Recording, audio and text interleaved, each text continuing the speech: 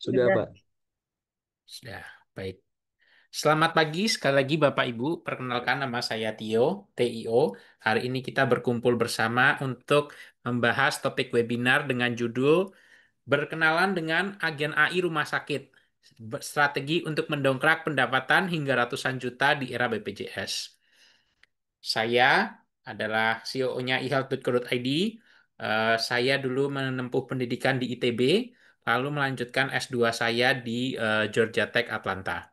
Jadi saat ini saya sedang berada di Atlanta, US, untuk menempuh pendidikan dan bekerja. Mungkin eh, saya akan buka presentasi ini dengan data. Jadi mengapa sih kita perlu untuk meningkatkan atau mendongkrak pendapatan? Karena data menunjukkan bahwa biaya kesehatan itu tumbuh lebih tinggi dari pertumbuhan ekonomi secara global.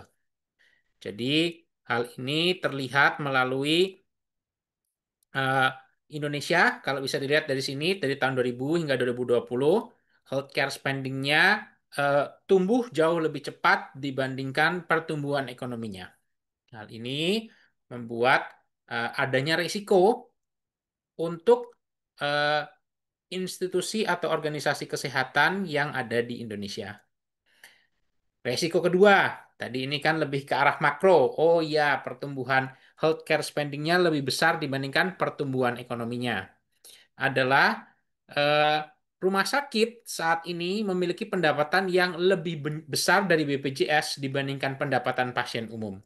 Dari data yang kami dapatkan, kurang lebih 60%. Mungkin saya akan stop dulu di sini. Dengan adanya KRIS, rawat inap standar, juga itu mungkin bergeser. Kalau dari pengalaman Bapak Ibu sendiri, ini 60% kan angka tengah. Di rumah sakit Bapak Ibu lebih tinggi atau lebih sedikit ya? Kalau saya sih lebih tinggi sedikit, Pak. Lebih tinggi sedikit, 65% seperti itu ya. Iya, Berarti dikurangin. kurang lebih Ya. di angka ini. Ada yang lebih rendah dari 60%?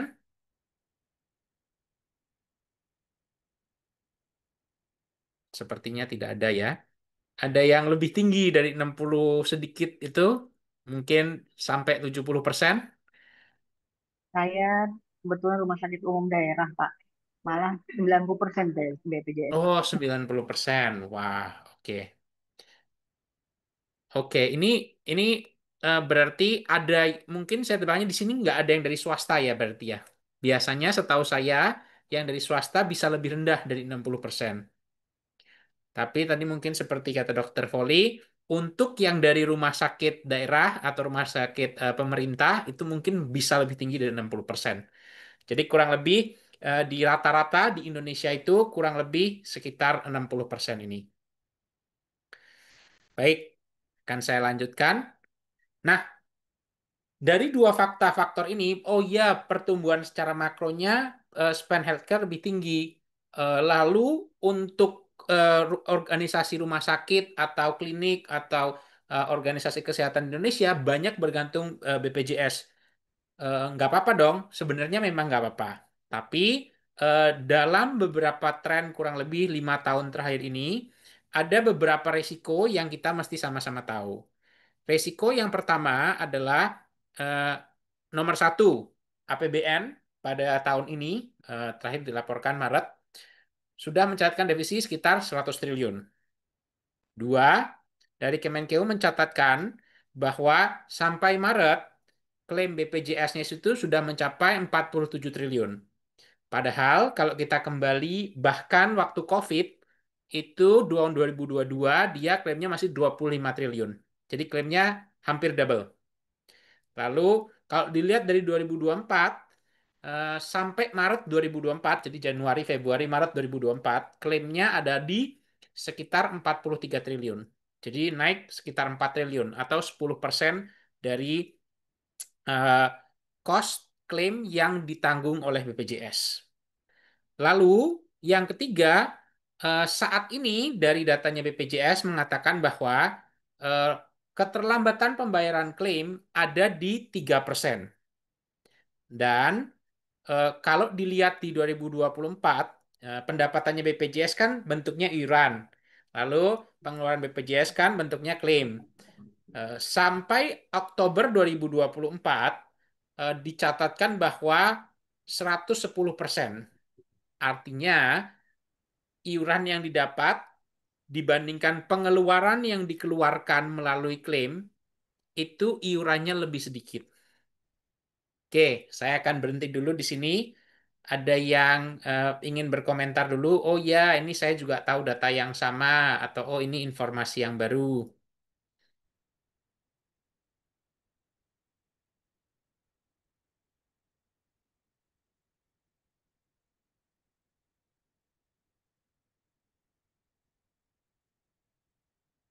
Tidak ada komentar? Ya, kalau tidak ada komentar tidak masalah. Datanya juga nanti bisa di-googling lagi, bisa dicari dari berita. Oh iya, benar nggak memang pengeluarannya BPJS tahun ke tahun selama 5 tahun terakhir ini memang bertambah. Jadi risikonya kalau terlalu bergantung pada BPJS, eh, kalau misalnya suatu saat pemerintah ingin mencapai iuran dan klaim yang sama atau 100%, sekarang kan 110% tuh. Berarti artinya iurannya nggak cukup, biasanya artinya makan uang tabungan. Atau kalau nggak makan uang tabungan, pemerintah harus membayar atau menutup kekurangan dari klaim BPJS. Kembali ke slide pertama, selama anggaran APBN 2020 sampai 2022 waktu COVID, pemerintah bersedia untuk menutup kekurangan dari anggaran BPJS tersebut.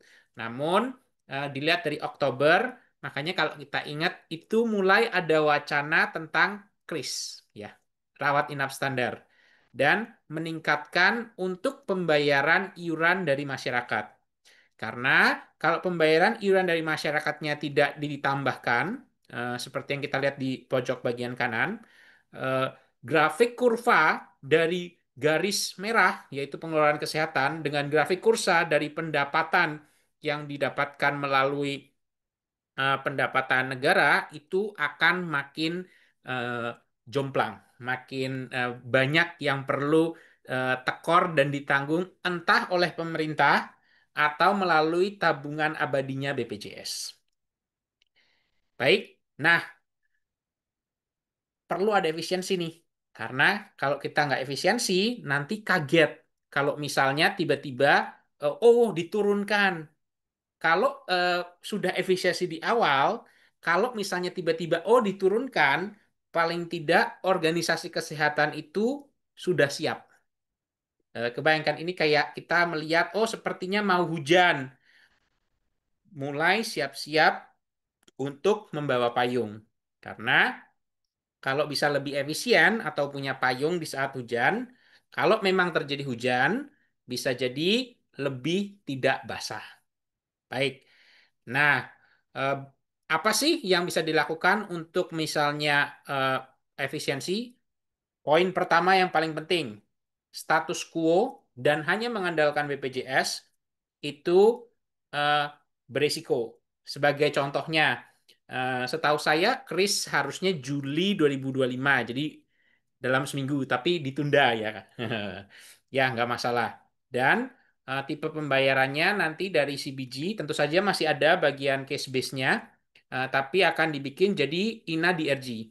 Nah, itu di 2025 ini kita belum tahu apakah perubahan peraturan baru ini akan menguntungkan bagi rumah sakit atau akan merugikan. Itu poin pertama, status quo dan resikonya.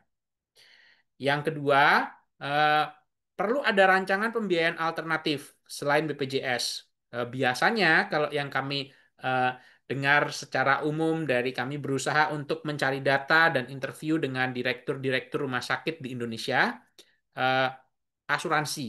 Jadi asuransi umum, asuransi perusahaan, maupun pembayaran umum dan mandiri adalah pembiayaan alternatif yang menarik untuk dicoba dicari selain pendapatan dari BPJS. Yang ketiga adalah memastikan untuk melakukan evaluasi klaim BPJS setiap bulan untuk memastikan cash flow rumah sakit lancar. Jadi, dari informasi yang kami dapatkan, biasanya tipe pembayaran BPJS itu yang disebut N-1 ya. Jadi kalau klaim diberikan hari ini, itu nanti akan dibayarkan bulan depan. Nah, yang sulit adalah kalau rumah sakit bergantung hampir semua keuangannya pada BPJS dan terjadi keterlambatan pembayaran atau kayak penundaan atau penolakan yang memerlukan proses banding dengan BPJS-nya. Kalau tidak ada eh, perencanaan evaluasi klaim yang baik, bisa terjadi kesulitan cash flow. Biasanya kesulitan cash flow itu nanti kelihatan di kesulitan untuk entah membayar gaji karyawan atau entah membayar operasional rumah sakit dan sebagainya. Dan yang keempat adalah eh, setiap rumah sakit perlu membuat strategi dari modal dan tenaga kerja saat klaim BPJS ini tertunda atau ditolak. Ya, ini sekali lagi ini lebih ke arah oh ini ada perlunya efisiensi di era BPJS dan hal-hal apa saja ya secara strategis yang bisa dilakukan untuk membantu bersiap-siap. Mungkin sekarang bilang, oh iya di tempat saya tidak pernah kok ada yang tertunda atau tidak ada yang pernah ditolak. Nah, tapi kalau melihat trennya, kemungkinan besar eh, kalau pemerintah ingin menyamakan buku, tadi pengeluarannya disamakan dengan pendapatan, mungkin proses ini akan terjadi. Sebelum proses ini terjadi, perlu ada strategi-strategi yang dipersiapkan sehingga kalau ternyata tidak terjadi ya tidak masalah. Tapi kalau terjadi, organisasi rumah sakit bisa lebih siap. Saya ingin berhenti dulu di sini. Ada komentar dulu tentang efisiensi atau ada komentar mengenai kayak oh ini saya sudah mencoba ini.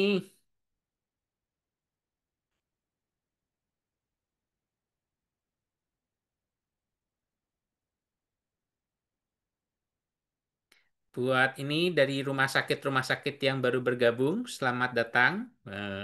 Perkenalkan, saya Tio. Tadi kami sudah mulai kurang lebih 10 menit yang lalu. Sesi yang akan ada ini interaktif. Jadi kalau ada pertanyaan atau ada komentar, bisa silahkan langsung biar kita bisa lebih berdiskusi.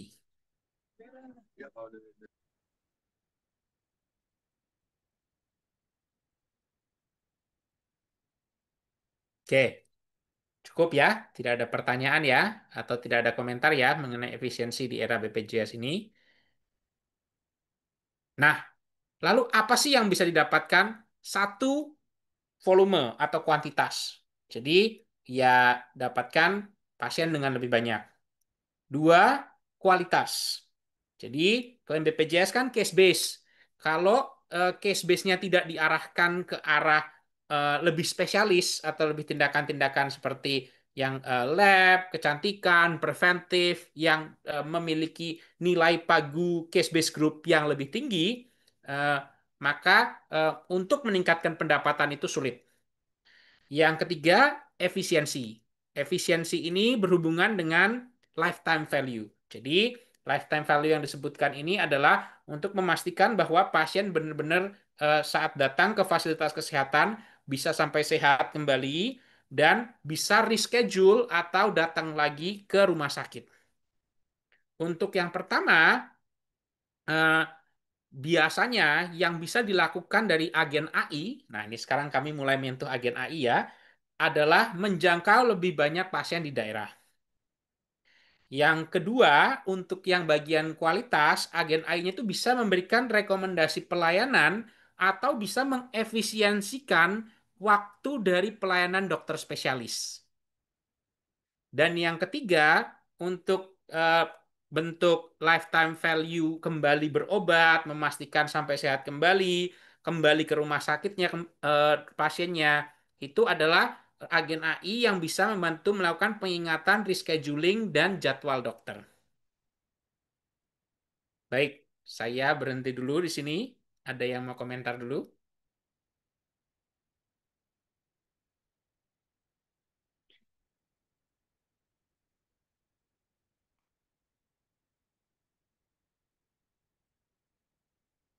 Baik, kalau cukup jelas, apa sih yang disebut dengan agen AI?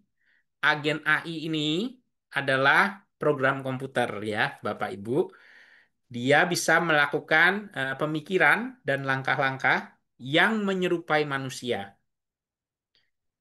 Dan pemikiran ini dilakukan secara otomatis dengan panduan manusia atau tanpa panduan manusia. Apa di sini Bapak Ibu pernah tahu yang namanya ChatGPT? Iya, Mas. Tahu, Tahu, Pak. oke, baik. Bedanya ChatGPT dengan program biasa, ada yang tahu Bapak Ibu? ChatGPT terus belajar dari proses yang dilakukannya. Oke, terima kasih Bapak Mirza. Ada lagi yang tahu apa bedanya?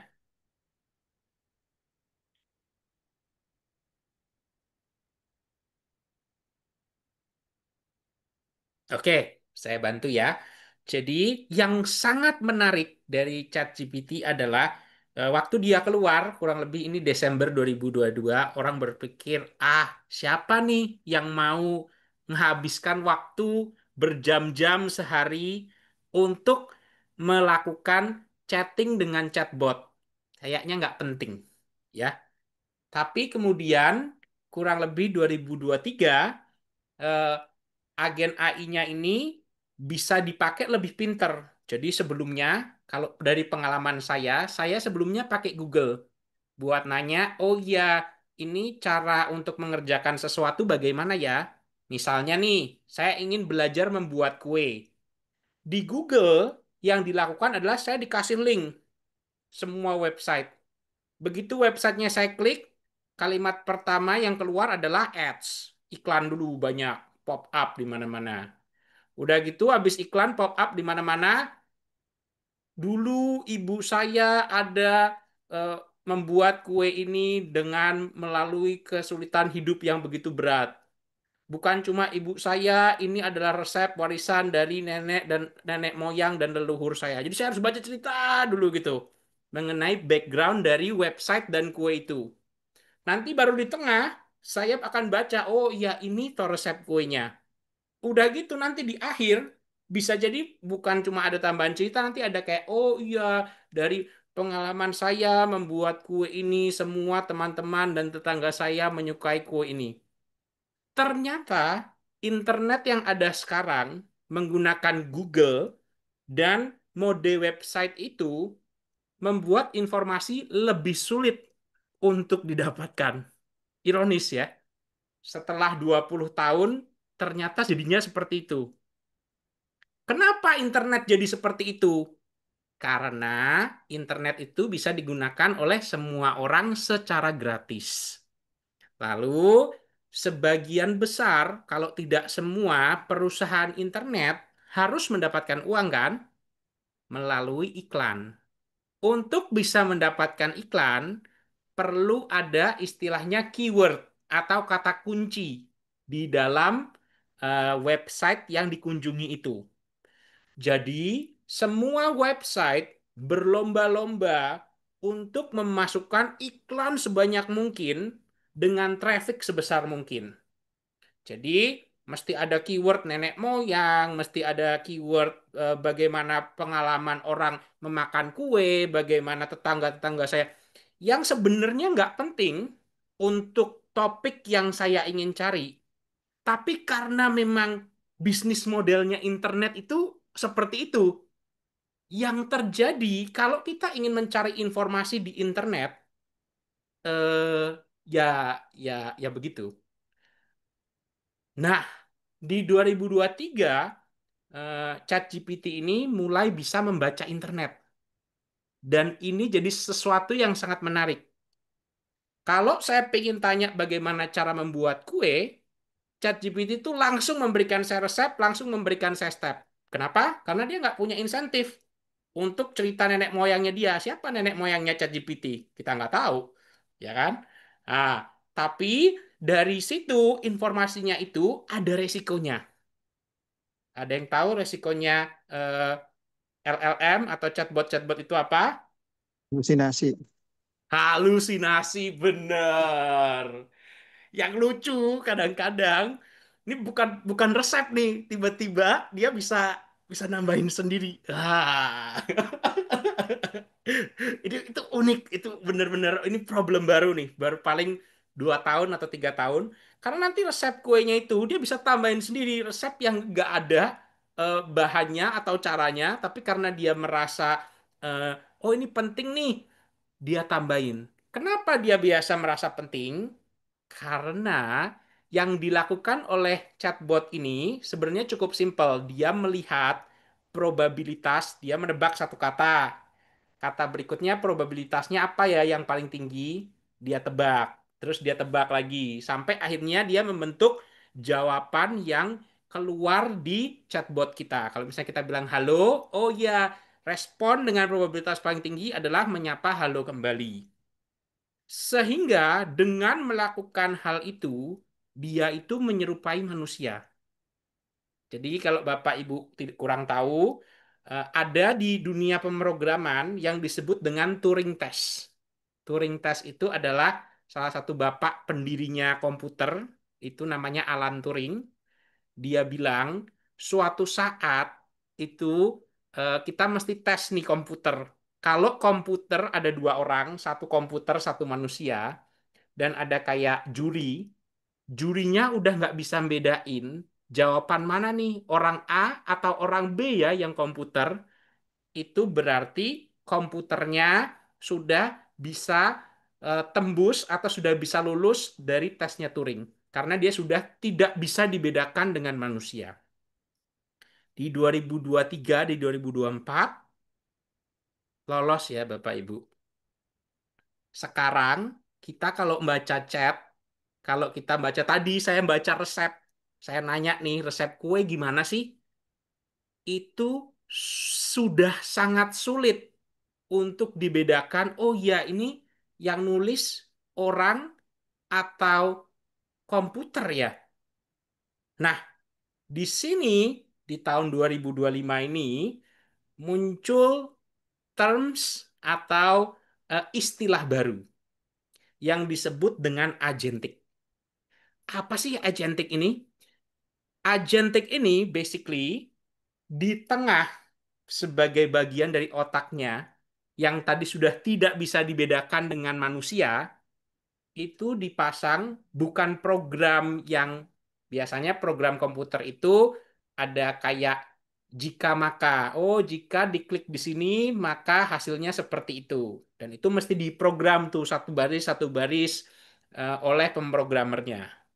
Sekarang sudah tidak ada lagi jika maka. Yang ada ditaruh agen chatbotnya itu LLM di tengah. Lalu agen LLM ini diberikan kemampuan untuk mengakses internet, untuk mengakses database, untuk melakukan interaksi-interaksi yang dilakukan manusia seperti mengklik di web, mengisi rekam medis, sehingga proses yang sebelumnya dilakukan oleh manusia itu bisa mirip seperti dilakukan manusia, tapi sebenarnya ini agen AI. Oke, saya berhenti dulu di cerita agen AI ini. Ada yang mau berkomentar?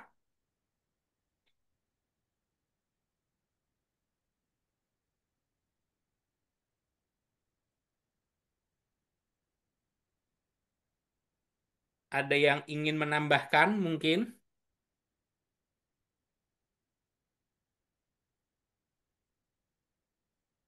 Ada yang sudah menggunakan agen AI? Sepertinya ini tidak berkomentar, tidak menambahkan. Apakah ada yang sudah mulai menggunakan?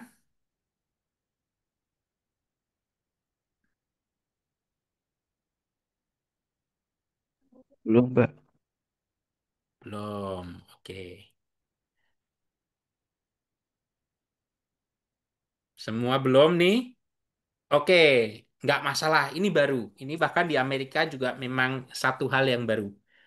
Eh, Kenapa ini jadi sesuatu yang besar? Karena di negara maju yang terjadi adalah populasinya turun, ya Bapak Ibu. Karena populasinya turun, tenaga kerja itu eh, berkurang dan jadi sangat mahal. Maka perlu dicari solusi gimana caranya pelayanan itu tetap bisa berjalan jika jumlah manusianya itu berkurang. Nah, LLM kalau cuma dipakai buat chatbot sudah membantu sih sebenarnya. Tadi yang saya cerita membantu mempersingkat proses pencarian informasi, tapi masih kurang powerful. Begitu LLM ini dikasih kesempatan untuk berinteraksi dengan dunia, tadi melalui internet, melalui database, melalui mengisi misalnya dokumen. Nah, di sini baru orang melihat, oh, ternyata benar ya. Ada paradigma baru yang bukan setiap orang harus nulis baris per baris, oh kasusnya ini, karena kasusnya ini maka solusinya itu. Tapi eh, bisa dimasukkan agen LLM yang semakin hari semakin pintar, dan nanti kasusnya inputnya apapun, dia bisa masukkan. Misalnya nih, sebelum ada LLM, input atau masukan komputer dalam bentuk sesimpel dokumen PDF atau kayak dokumen gambar itu sangat sulit untuk dibaca oleh program lalu dimengerti oleh program. Sekarang sudah bisa. Input dalam bentuk gambar, oh dikasih gambar ini, ada nggak kucing di gambar ini? Jadi pengetahuan mengenai esensi objek dan pemahaman gambar itu sangat sulit kalau diprogram jika makanya. Oh, jika pikselnya ini warnanya merah, gimana caranya? Nggak bisa orang. Terlalu kompleks. Sekarang sudah bisa. Jadi seperti punya mata, bisa melihat. Terus input yang bentuknya suara, ini kan kita berkomunikasi melalui suara. Makanya kalau ada ini kan lebih senang kan, kita bisa dengar suara dan ngomong dengan suara. Komunikasinya lebih lancar. Sebelumnya itu sangat sulit. Gimana nih? Oh, kalau frekuensinya sekian, maka ini huruf A atau huruf B gitu. Sulit. Sekarang model AI-nya sudah bisa mendengarkan suara. Jadi seperti punya telinga. Nah, sudah punya mata, sudah punya telinga, tangannya itu ada tadi yang dikasih akses ke dunia, ke internet, ke database, ngeklik di browser atau di Google Chrome, di website, ngeklik-ngeklik. Seperti punya tangan, dengan pemikiran yang sudah menembus Turing test tadi, oh udah sulit nih dibedakan ini orang apa manusia. Agentic AI ini mulai diadopsi secara lebih banyak.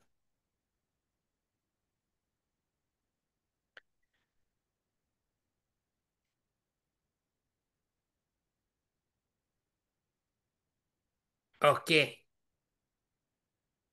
kita udah ngomong secara garis besar BPJS, ngomong agen AI.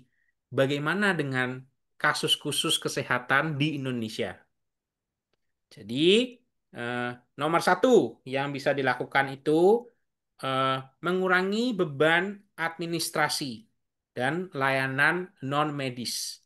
Misalnya, biasanya perlu ada pelayanan yang non-medis yang bisa dikerjakan dalam bentuk cuma mengklik-ngeklik di komputer. Nah, itu bisa dibantu oleh agen AI. Yang kedua, biasanya agen AI ini digunakan untuk rumah sakit yang sibuk, sibuk banget. Jadi pasiennya terlalu banyak, perlu untuk meningkatkan kecepatan dan kualitas layanan tanpa harus membayar atau merekrut karyawan baru. Karena tidak punya waktu dan perlu waktu lebih banyak untuk melayani pasien, digunakanlah agentic AI ini. Yang ketiga, kebalikannya. Waktunya sebenarnya ada, tenaga medisnya yang nggak ada. Jadi untuk yang lebih di daerah-daerah atau di tempat-tempat yang lebih berisiko tinggi, misalnya daerah epidemi, daerah perang, dan sebagainya, ada waktunya, pasiennya banyak, tapi kekurangan tenaga medis. Bisa dideploy agentik-agentik AI ini untuk membantu proses pelayanan kesehatan. Lalu yang terakhir menariknya agentic AI ini, rumah sakit itu biasanya beroperasi 24/7 ya, sepanjang jam dalam seminggu. Eh, Agentic AI ini bisa terus bekerja kapanpun dan dimanapun. Jadi kalau orang kan perlu tidur, kalau agen AI ini nggak perlu tidur.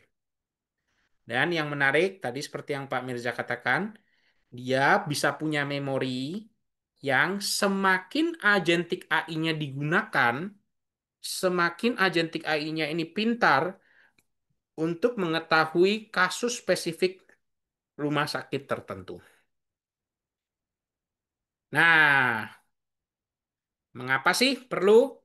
Kami bagi ke tiga bagian besar: bisnis, medis, dan teknologi atau IT rumah sakit. Saya akan berhenti dulu di sini. Nanti saya akan cerita satu-satu ke bagian ini. Ada nggak Bapak Ibu yang pengen di-highlight secara khusus? Saya tertarik bagian ini nih.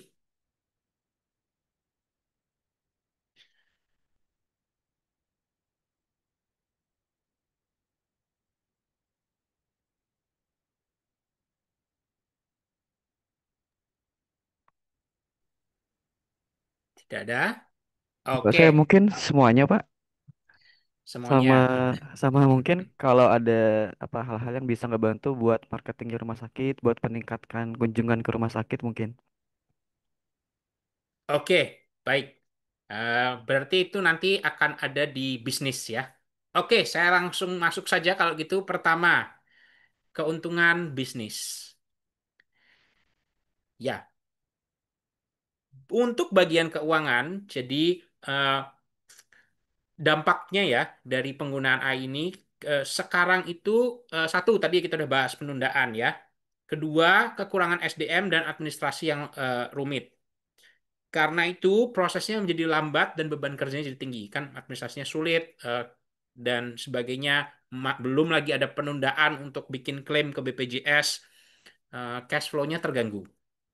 Karena kan kalau pelayanannya nggak selesai, nggak bisa diklaim. Kalau nggak bisa diklaim, udah diklaim masih harus ditunda lagi. Tapi kan pembayaran gaji kan setiap tanggal tertentu, entah awal bulan atau akhir bulan kan harus dibayar.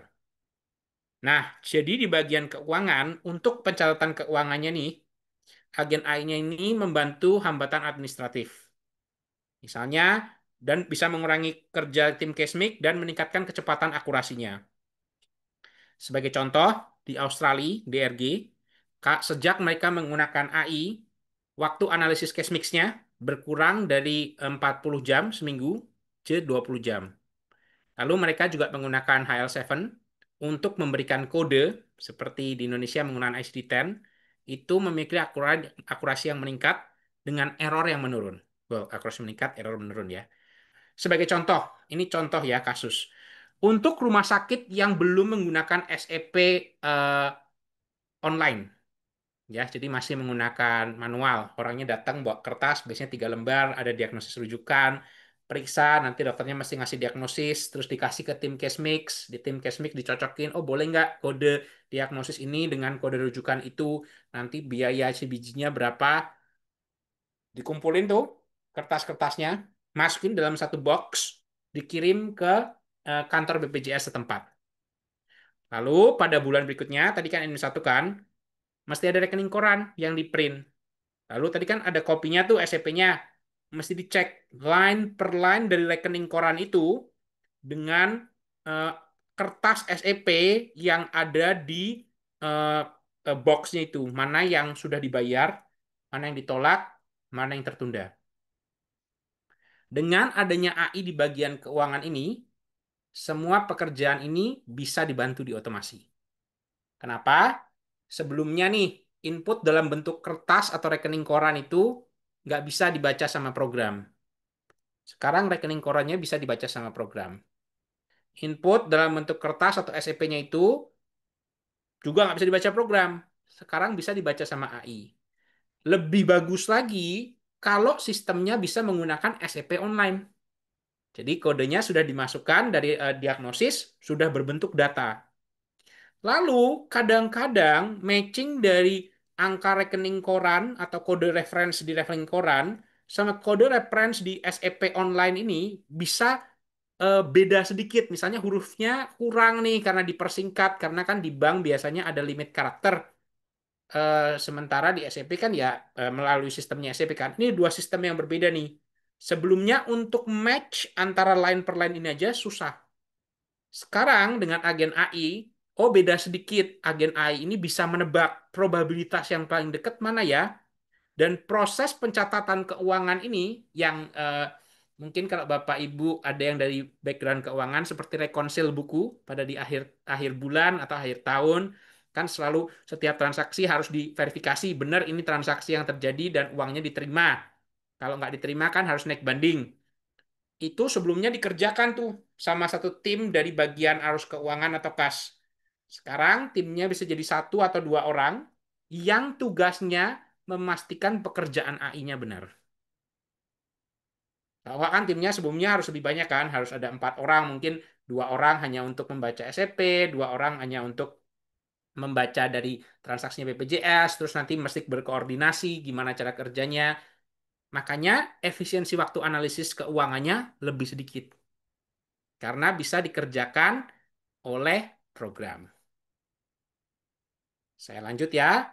Bagian human resource. Apa sih yang dikerjakan paling banyak? Biasanya gaji, lalu penjadwalan kerja tentang shift, libur, atau kayak cuti dan sebagainya. Yang ketiga, rekrutmen untuk merekrut dokter baru. Nah, ini sebagai studi kasus nih. Sebelumnya nih, kalau nggak ada AI, dokternya misalnya libur nih. Tapi kan di Antrol, antrian online BPJS itu kan semua pasien sudah mengambil waktunya Pak dokter kan. Dan waktunya dokter itu kan terbatas kan. Jadi kalau misalnya dia cuma praktek 4 jam atau 5 jam dalam sehari, kalau dokternya bilang libur, kalau waktu ini nggak diisi, rumah sakit kan seperti kehilangan uang karena dokternya tidak praktek. Sudah gitu, mesti ada orang administrasi yang menghubungi entah lewat WhatsApp, entah lewat aplikasi antrian online BPJS untuk bilang, mohon maaf Bapak Ibu pada tanggal sekian, biarpun sudah menjadwalkan bertemu dengan dokter ini, dokternya libur tidak datang. Proses menghubungi ini untuk tadi ya mendapatkan pasien lebih banyak gimana caranya. Sebelumnya ya pasien datang terus nanti oh iya ternyata dokternya nggak ada. Ya paling marah habis itu nanti pulang baru datang lagi. Dengan adanya proses AI di sini, AI-nya bisa membantu nih untuk menghubungi calon pasien tadi dan memastikan bahwa calon pasien itu datang pada waktu yang tepat dengan dokternya ada. Efeknya di mana? Nanti di kesempatan berikutnya saat pasien ini harus melakukan penjadwalan lagi, pasiennya akan melihat, oh di rumah sakit A lebih teratur. Saya kalau ini nggak perlu datang, oh ternyata nanti dokternya libur, saya bahkan nggak dikasih tahu komunikasinya kurang jelas. Ya udah saya ke rumah sakit B saja yang lebih jelas. Dan ini menghemat waktu sekali ya untuk melakukan pencatatan, meningkatkan kepuasan pegawai untuk oh iya boleh nggak saya libur, bisa langsung dicek sama AI-nya ke kalendernya. Oh iya untuk jadwal hari ini semua dokter spesialis libur, berarti dokter yang spesialis ini nggak boleh dong, kalau nggak polinya kosong. Kan sebelumnya dicek tuh manual sama orang human resources. Sekarang ada agen AI yang mengecek ke kalender itu, memastikan kalau ada penjadwalan yang gagal, dan kalau ada penjadwalan yang gagal bisa melakukan eh, penghubungan ke pasien untuk memastikan bahwa pasien yang memang ingin berobat dengan dokter tertentu bisa dilayani oleh dokter tertentu. Berikutnya, apotek. Nah, apotek ini juga menarik karena biasanya yang paling banyak itu apotek ini sebenarnya lebih dekat ke arah toko ya, toko dengan pengetahuan medis dan farmasi. Jadi membaca kebutuhan obat dokternya, mesti melakukan stok opnam, melakukan pencarian harga, lalu memesan akhirnya. Oh ini obat ini kebutuhannya ada, kosong atau tidak, harga yang paling murah di mana, lalu dibeli. Nah, dengan agen AI, proses comparison yang sebelumnya dikerjakan oleh orang farmasinya bukan cuma harus memastikan keilmuan farmasinya, tapi sekaligus melakukan administrasi toko. Sekarang bagian supply chain manajemennya berdasarkan riset yang dilakukan di MIT, ini ternyata jauh lebih efisien. Karena agen AI-nya kan program ya, hidup di internet. Dia bisa langsung tahu harga termurah di mana. Dia bisa langsung ngecek stok obat mana aja sih yang kosong dan bahkan memberikan alert ke orangnya. Dan kalau nanti kosong dan waktunya ada harga yang termurah dengan kebutuhan, oh iya dokternya memang minta obat ini nih. Nggak perlu harus nunggu sebulan sekali orang farmasinya ngecek, baru memberikan purchase order, otomatis dipesankan oleh AI-nya ini. Dan yang menarik, obat ini ada kadaluarsanya. Karena biasanya dilakukan mungkin stok opnamnya entah seminggu sekali, 2 minggu sekali, sebulan sekali. Ada unsur supply chain, oh ya harus order cukup banyak biar kalau ternyata jumlah pasien meningkat, obat tetap ada. Tapi kalau terlalu banyak, kadaluarsa. Jadi mesti prediksi nih, harus pesan berapa ya. Sementara orang itu kalau dikasih tabel untuk setiap historis selama 1 tahun penggunaan obat, itu keliengan ya, bingung. Tapi kalau dimasukin ke program AI, ternyata prediksi kebutuhan obatnya itu lebih tepat. Kerugian stok yang kadaluarsa itu menurun. Sehingga omset apoteknya itu bisa meningkat. Nah, untuk bagian laboratorium, apa sih yang terjadi? Yang pertama, perlu membaca hasil tes dan mencocokkan dengan gejala klinis, ya kan? Laboratorium. Terus memantau nih penggunaan pemakaian alat medisnya sudah efisien atau belum. Dan nanti kalaupun sudah efisien, harus melakukan penjadwalan di waktu kosong mana ya alat ini perlu dirawat. Studi kasusnya yang kami temukan adalah untuk pendaftaran ke lab, memastikan bahwa tadi kayak pendaftaran dokter spesialis ya, kan alat labnya punya sehari bisa digunakan berapa jam. Dan di jam yang efisien itu, in ideal world, secara ideal, isi penuh gitu. Jadi alatnya nggak pernah berhenti bekerja. Nah, lalu untuk melakukan pengambilan obat dan untuk melakukan pengambilan hasil lab. Nah, proses yang sebelumnya memerlukan orang ini, tentu saja sekarang masih memerlukan orang. Tapi jumlah administrasi, jumlah orang yang tadinya, oh ya harus cuma bagian ngambilin kertas dari laboratorium alatnya, terus diserahkan ke pasien, terus baru nanti dari pasien bilang, oh ya saya ingin menjadwalkan kapan lagi untuk visit tes berikutnya, itu bisa dikerjakan oleh agen AI. Sehingga pasiennya bisa seperti self-serve dengan laboratoriumnya dan manajemen asetnya. Dan nanti kalau mereka ingin bertanya, oh ya kapan ya saya harus ke lab lagi, misalnya tes darah rutin, ke kecenderungan untuk ya udah deh saya ke lab yang sama lagi. Itu kalau prosesnya diotomasi ternyata lebih tinggi dibandingkan kalau ternyata nggak diotomasi terus nanti oh iya bulan depan dicek lagi entah pasiennya lupa atau pasiennya memutuskan oh ya udah kalau gitu saya ke lab lain aja deh yang lebih dekat sehingga penghematan dari operasional labnya tadi oh downtime-nya untuk maintenance kapan waktu nggak maintenance kapan harus diisi jadwalnya penuh itu ternyata dari PwC ini perusahaan konsultan jauh lebih tinggi dan ROI dari rumah sakit yang terutama yang tinggi dan menengah itu ternyata sangat cepat, kurang dari setahun dengan menggunakan program AI tadi yang membantu untuk penjadwalan, penggunaan alat, pengambilan hasil lab itu ternyata kurang dari setahun.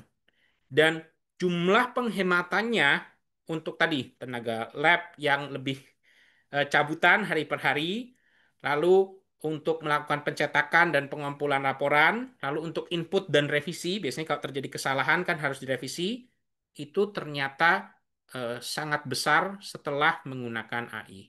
Jadi penghematannya kalau kita lihat di sini kurang lebih bisa sampai di atas 50%. Oke, berikutnya keuntungan medis. Tadi kan ngomong uang, uang, uang. Sekarang nggak uang. Tapi sebenarnya masih berhubungan dengan uang karena core service atau hal paling penting dari fasilitas kesehatan itu sebenarnya bukan, well, tentu saja uang, tapi bukan di bagian bisnis dan efisiensi sananya, tapi di, oh dokternya saya kalau ke dokter ini sembuh. Jadi di kualitas pelayanan medisnya. Nah, ini kami punya. Jadi ini agak promosi sedikit karena kami kan yang memberikan webinar ya, Bapak Ibu.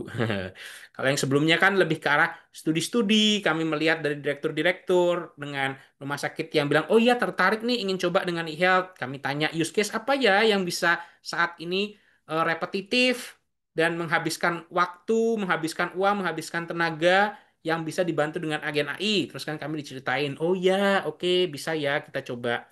Nah, kalau yang ini kami punya.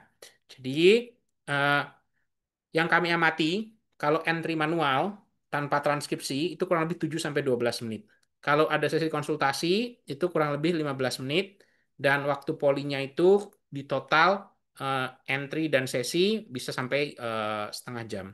Kadang-kadang kalau pasiennya banyak, ya udah konsultasinya dipercepat, misalnya 5 menit aja, entry-nya dibikin nol, dokternya nggak ngisi rekam medis, terus biasanya nanti nurse-nya yang ngisi, sehingga waktu polinya jadi lebih kecil. Nah, dengan adanya transkripsi ini, entry RMA-nya ini tidak lagi manual, tapi dokter dan pasien di poli bisa ngobrol seperti ini, langsung konsultasi, dan nanti total waktu polinya berkurang banyak. Mungkin kalau saya boleh dikasih waktu sebentar, saya akan menunjukkan berikut adalah video yang kami punya mengenai suara menjadi eh, voice to text. Jadi throughput pasiennya meningkat sebentar ini kok nggak keluar ya.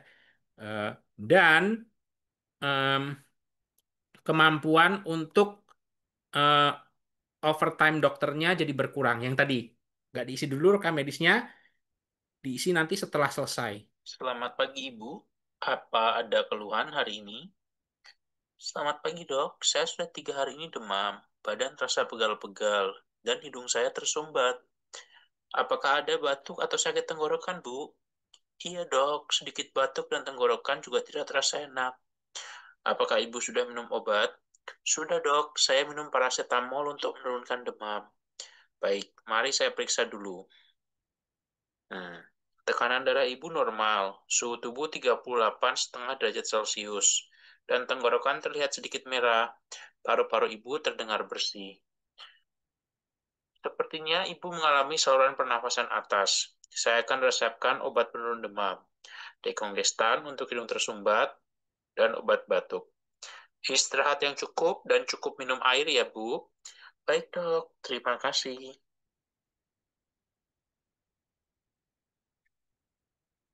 Ya, jadi itu proses pemeriksaannya kurang lebih dalam demo ini berlangsung selama 2 menit.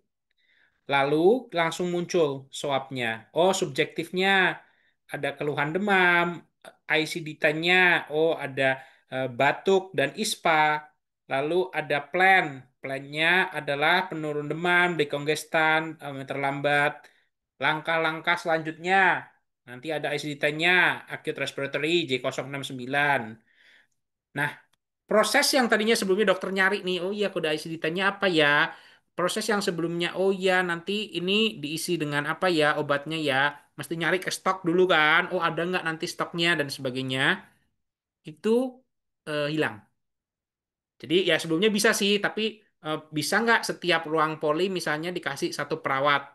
Belum tentu semua rumah sakit kan entah punya uang atau entah punya tenaga perawat yang cukup untuk menemani setiap dokter yang praktek.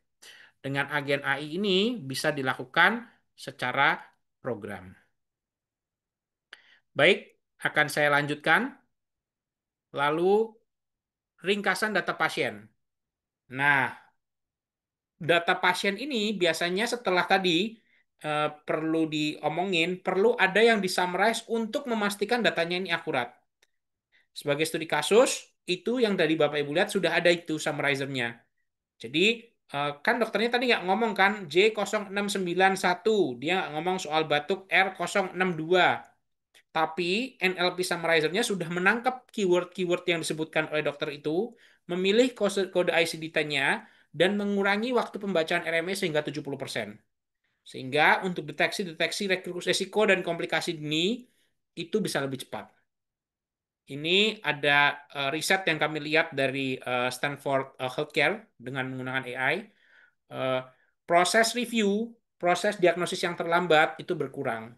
Sehingga dokternya memiliki net promoter score yang lebih tinggi. Baik, tadi kalau sudah bicara tentang ringkasan tentang rekam medisnya, salah satu data yang paling penting untuk pemeriksaan pasien itu imaging atau gambar, X-ray atau CT scan. Untuk mendeteksi penyakit-penyakit tertentu harus menggunakan imaging. Sebelum AI tidak bisa melihat gambar. Ternyata setelah AI bisa melihat gambar kan? Dan kalau digabung dari AI-nya mulai melingkari-melingkari nih. Terus nanti dokter radiologinya melihat, oh ini halusinasi nih. Oh ini benar ternyata perlu memang ada bagian sini yang kita eh, berikan perhatian secara khusus. Nah, akurasi dari kerja bersama AI dan radiologi ini ternyata jauh lebih baik. Ini dari jurnal Lancet. Jadi ini jurnal kesehatan yang sangat terkenal di dunia. Nah, ini tadi juga sudah kita bahas. Salah satu cara paling umum untuk meningkatkan jumlah pasien tentang kuantitas tadi adalah melalui menghubungi pasien. Sekarang sudah dilakukan belum oleh rumah sakit? Umumnya sudah. Siapa yang biasanya melakukan ini? Ada dua bagian. Biasanya entah di awal saat pendaftaran atau di akhir setelah pembayaran selesai dan nanti akan ada follow up untuk melakukan penjadwalan ulang. Nah, agen AI sekarang kalau sebelumnya kan dikasih chat gitu, dibikin oh jika pasiennya mengisi chat ini, bot WhatsApp sebelumnya itu adalah tekan nomor satu untuk menemui bagian pendaftaran, tekan nomor dua untuk menemui bagian pembayaran. Seperti itu. Sekarang pasiennya bisa mengechat secara bebas. Oh, saya ingin pendaftaran nih. Agen AI-nya langsung tahu dan agen AI-nya bisa langsung menghubungkan dengan orang yang tepat. Misalnya, AI-nya bisa memprediksi dari chatnya ini bakal no show atau tidak datang, atau bakal datang nih pasiennya. Kalau ternyata dari chatnya dirasa, oh ya ini ada masalah nih, dia bisa melakukan penjadwalan yang lebih efisien. Sehingga penurunan dari no-show rate-nya, terutama ini kalau rumah sakit Bapak Ibu punya dokter spesialis yang terkenal ya, atau yang satu-satunya di daerah itu, yang paling hebat. Waktu dari penjadwalan janji temu ini, setiap kali ada yang miss, itu harganya mahal. Nah, dengan dibantu proses administrasi agen AI ini, jumlah no-show itu berkurang, kepuasan pasien itu meningkat. Ini dari Harvard Business Review. Ini majalah Harvard mengenai eh, penggunaan AI di healthcare ops, operasional kesehatan. Nah, lalu bagaimana dengan obat? Jadi, pasien itu biasanya nanti solusinya bisa lapor melalui aplikasi WhatsApp. Dan dokter dan rumah sakit bisa bantu nih memantau regimen obatnya secara real time. Dan nanti ada dashboard untuk bantu mengambil keputusan. Jadi ini ada riset dari Eropa. Eh, jadi ada implementasi CDSS ke Clinical Decision Support System dengan AI membantu mengurangi medication error. Terutama dengan pasien yang regimen obatnya kompleks. Jadi kalau obatnya banyak, pasiennya nih terutama biasanya kalau yang udah kronik, sakitnya lama atau udah tua, komplikasi dengan banyak penyakit lain, perlu ada darah tinggi, perlu ada diabetes, perlu ada penyakit jantung, perlu ada penyakit ginjal, dan sebagainya. Mungkin untuk setiap penyakit sendiri perlu ada 2 atau 3 obat. Harus mengecek kan, oh ada interaksi antar obat atau enggak, oh nanti perlu atau enggak dijadwalkan secara berbeda, ada yang 2 kali sehari, ada yang 3 kali sehari. Pasiennya gimana caranya memastikan untuk mengikuti regimen atau jadwal obat ini. Dengan adanya AI, obatnya bisa dimasukin oleh dokternya ke dalam clinical decision support system ini. AI-nya nanti yang membantu mengecek secara kimia, membantu mengecek secara penjadwalan, lalu nanti sudah keluar regimennya dibantu. Dan ternyata ini membantu. Medication error-nya, oh yang ini ternyata ada efek sampingnya nih yang berlawanan dengan obat ini. Itu udah dikasih warning. Oh dokternya tahu dikasih warning, dia ganti. Sampai ketemu yang resiko adverse drug-nya, jadi resiko obat yang dengan efek samping yang berbahaya ini berkurang. Terakhir, ini terakhir nih saya janji. Di bagian IT, apa sih manfaat utama AI? Well, AI-nya itu program. Jadi kalau orang sekarang di IT suruh bacain log, oh ya ini dokternya siapa yang ngisi, jam berapa, oh ini dihack atau enggak, itu sulit. Ya, belum lagi perlu tes. Jadi mesti sewa server, lakukan penetration testing, pastikan nggak ada hacker yang bisa mencuri kredensial dan sebagainya. Itu perlu waktu dan uang. Sekarang dengan adanya AI di bagian security, semua kode dari sistem-sistem ini bisa dilakukan uji skenario kerentanan. Jadi uji skenario ini bisa nggak nih dihack, dikasih skenario-skenario yang di-generate sama AI. Lalu pengujiannya bisa dilakukan secara otomatis. Tetap perlu orang, tetap perlu penetration testing. Ini kan mesin kan, program kan. Tapi sebelumnya kalau mesti ada tim security, oh ya harus ada 2 orang atau 3 orang yang jadi hacker, 2 orang atau 3 orang yang jadi defender, terus mereka harus saling melawan. Sekarang bisa di 2 orang, 1 orang hacker, 1 orang defender. Nanti hacker atau attackernya itu punya set ada di skenario kerentanan ini yang di generate AI dan defendernya punya set skenario yang di generate oleh AI dan disuruh berkelahi sendiri. Ternyata untuk bagian keamanan itu bisa sangat menghemat karena prosesnya ini yang tadinya mungkin juga orang IT-nya di rumah sakit kan saya juga nggak tahu. Oh di rumah sakit itu orang IT-nya ini bisa atau nggak nih melakukan hal-hal ini? Belum tentu bisa. Kalau nggak bisa, nah AI-nya ini kan sekarang bentuknya program. Mau dibikin dimanapun dan harus dipakai di daerah manapun itu bisa.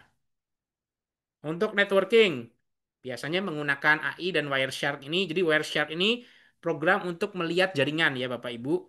Lihat traffic, bener nggak nih orang yang datang ini nggak memang dokter, nggak malicious, nggak dengan niat jahat. Ternyata troubleshootingnya bisa lebih cepat. Kalau misalnya terjadi downtime, perlu baca log kan, kapan nih lognya bisa ini? Sebelumnya nggak bisa, file lognya itu dikasih ke program. Programnya bingung. Sekarang AI bisa dikasih file teks terus bilang, tolong ringkas dalam 50 kata log hari ini. Bisa langsung diringkas. Begitu ada downtime yang kritikal untuk menemukan, oh iya ternyata di jam sekian nih yang ada log yang susah. Sebelumnya kan orangnya tuh harus baca tuh orang networkingnya, lognya nih kalau diakses belum kalau ada pasien yang menggunakan WiFi guest kan, makin banyak pasiennya makin stres tuh orang networkingnya. Sekarang semua log bisa dilewatin AI, AI membantu summarisasi, lalu nanti dari hasil summarisasinya itu baru orang networknya bisa bertindak. Yang terakhir, ini yang kedengeran lucu, tapi terus terjadi kadang-kadang di pemrograman itu gimana cara memperbaikinya, di reset aja, sesimpel restart atau login lagi, terus nanti oh iya bener. Cuma kadang-kadang ternyata tim IT-nya mungkin karena udah terlalu sibuk juga, satu rumah sakit cuma ada satu tim IT-nya. Padahal dokter yang gapteknya ada 10 gitu. Nah, udah tuh. Beban kerja tim IT-nya tiap hari muter aja di rumah sakit ngeriset. Padahal kalau dengan adanya sistem AI, dia bisa langsung chat ke WhatsApp-nya AI bot itu, tolong dibantu dong. Nanti si AI IT support ini mencari tahu dan masalah yang tadinya oh sebenarnya bisa selesai cuma di restart nih, tapi kan dokternya gaptek nggak tahu. Orang IT-nya lagi membantu dokter lain, belum lagi ternyata beda lantai, mesti nunggu lift dan sebagainya. Masalahnya jadi terselesaikan dalam jam. Dengan agen AI bisa langsung di chat, agen AI-nya langsung mengecek sistem, Dan untuk masalah-masalah yang sederhana, agen AI ini bisa menyelesaikan masalah dalam hitungan menit, bukan dalam hitungan jam. Nah, kita masuk ke bagian promosi lagi. Gimana sih cara merekrutnya? Menggunakan kami ya, Bapak Ibu. Jadi, platform kami punya, kita bersedia untuk Bapak Ibu yang punya use case nih atau kebutuhan nih, oh ya saya perlu nih, untuk kita integrasi dan uji coba secara gratis dalam bentuk MOU atau kerjasama operasional untuk penggunaan lebih lanjut. Jadi biasanya eh, setuju atau enggak? Kalau setuju, diuji coba dengan janji kalau misalnya ternyata uji cobanya berhasil, maka rumah sakit atau klinik Vaskes bersedia untuk membayar jasanya. Seperti itu. Kesimpulan. Jadi apa sih yang bisa dibantu? Satu tadi rekam medis elektronik itu bagian utama kami di pelayanan kesehatan. Kedua, untuk jumlah tim menjadi lebih efisien dari pendaftaran, stok opnam, IT yang sebelumnya eh, harus semuanya manusia, sekarang bisa hybrid. Tentu saja manusia tetap perlu karena agen AI kan tidak bisa bertanggung jawab. Tapi sekarang seperti Superman si orangnya manusianya itu karena orangnya manusia dibantu dengan agen-agen AI. Lalu yang ketiga, klaimnya lebih aman karena sistem AI-nya dipastikan untuk bisa mengurangi resiko klaim yang ditolak atau ditunda dari inasi bijis atau ina DRG. Lalu yang terakhir, silahkan registrasi seperti slide sebelumnya. Ya, akhirnya sudah 1 jam berlalu. Saya akan mengembalikan ke Bapak Ibu. Apakah ada yang punya pertanyaan? Kak Tio ada yang bertanya di kolom chat dari Bapak Agam.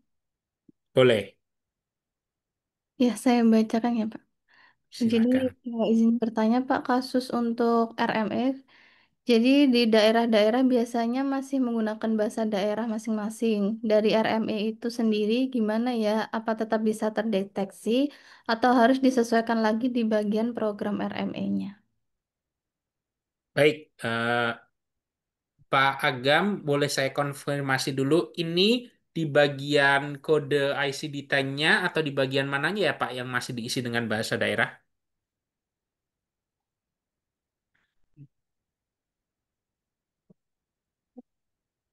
Halo, Pak Agam.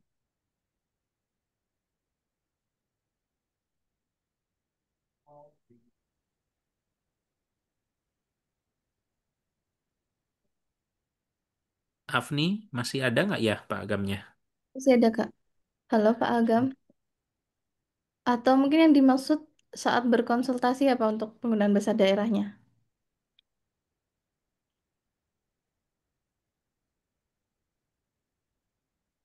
Pak Agam suaranya belum bisa masuk, Bapak. Iya, saat berkonsultasi, Kak, di chat.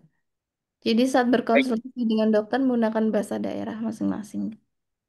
Ya, jadi eh, saat ini seharusnya setahu saya di Indonesia tidak ada pembatasan mengenai note atau catatan, jadi itu boleh dicatat menggunakan bahasa daerah.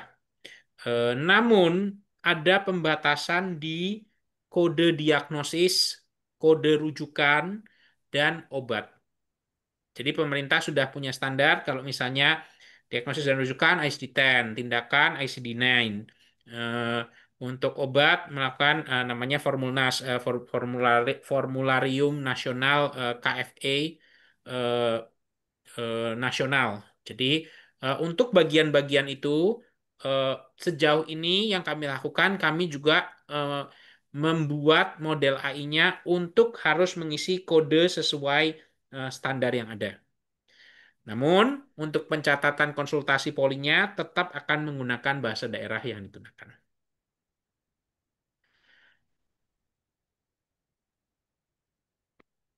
Baik, mungkin sudah jelas Bapak Agam. Jadi intinya saat berkonsultasi menggunakan bahasa daerah, jadi untuk transkrip dalam bentuk teksnya berupa itu ya Kak, berupa bahasa daerah, kemudian untuk kode SID-10 atau SID-9-nya itu tetap disesuaikan dengan peraturan yang ada begitu, Bapak Agam. Betul. Oke, baik. Kemudian ini ada satu pertanyaan dari Bapak Sabri. Apakah kita bisa dapat materinya? Nanti untuk materi kita kirimkan melalui grup ya, Bapak. Jadi rekaman sekaligus untuk PDF-nya dan nanti juga ada buklet terkait panduan yang apa namanya termasuk dalam fasilitas ini. Jadi itu berupa dua bagian untuk rumah sakit dan khusus untuk tim IT itu lebih kepada cara-cara pengkodeannya begitu.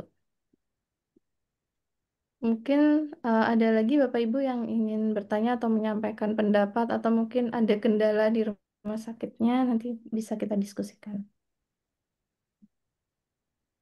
Izin Pak Tio, Silakan. tadi Bapak sampaikan terkait penjadwalan dan janji temu pasien ya Pak ya. Nah, ini bagaimana jika ada aturan-aturan baru dari BPJS Pak? Kan BPJS ini Mhm. sangat-sangat dia kalau terkait aturan-aturan itu selalu cepat gitu loh Pak berubahnya. Kemudian Baik, baik itu BA kesepakatan, TKNKB dan segala macam itu selalu dalam 10 tahun itu berkali-kali disampaikan ke kami gitu kan. Nah, kalau seperti itu nanti apakah akan mengikuti apa gimana Pak? Misalnya setiap cabang tuh biasanya suka verifikatornya lain-lain. Jadi di cabang mhm. ini dia begini pakai codingnya atau harus gimana? Nah, aturan di cabang ini lain lagi gitu. Banyak seperti pasien kontrol juga tuh Pak. Itu setiap cabang tuh sebetulnya lain-lain Pak. Gitu. Itu bagaimana Pak? Baik, terima kasih dokter untuk pertanyaannya. Eh, Betul, dari pengamatan kami, BPJS di tiap daerah atau di tiap cabang itu kadang-kadang punya pemahaman yang berbeda mengenai penjadwalan pasien ya. Tentang kontrolnya, boleh berapa kali, dan sebagainya. Biasanya yang kami lakukan, kami bekerja sama dengan institusi vaskes kesehatannya, dan kami juga biasanya berbicara dengan BPJS setiap cabang. Jadi ini mungkin sedikit drawback buat Bapak Ibu yang kurang tahu. Eh, eHealth ini perusahaan rekam medis dan kami itu sudah terintegrasi Satu Sehat dan BPJS. Dari pengalaman kami tidak menyebutkan daerah mana, tapi ada daerah yang cepat gitu. Integrasinya tuh gampang. Oh ya, aturannya, data apa aja yang perlu dimasukin, itu mereka responsif dan kami juga menjawab dengan cepat dalam kayak seminggu selesai terintegrasi. SCP-nya bisa online. Terutama untuk klinik-klinik yang lebih berbau kayak rumah sakit, dialisis, klinik yang besar, itu kan mereka menerima BPJS. Dan kadang-kadang biarpun peraturan pemerintahnya sama, setiap cabang itu nanti bisa menerapkan secara berbeda.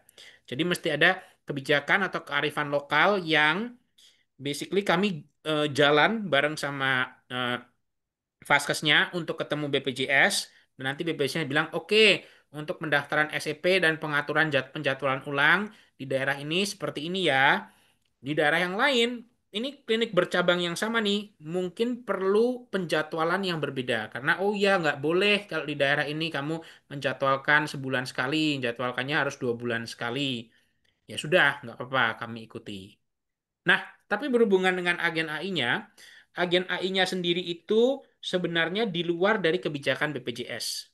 Jadi tadi kalau yang saya omongin dengan agen AI penjadwalan itu, dia ini lebih ke arah seperti bot WhatsApp ya dokter.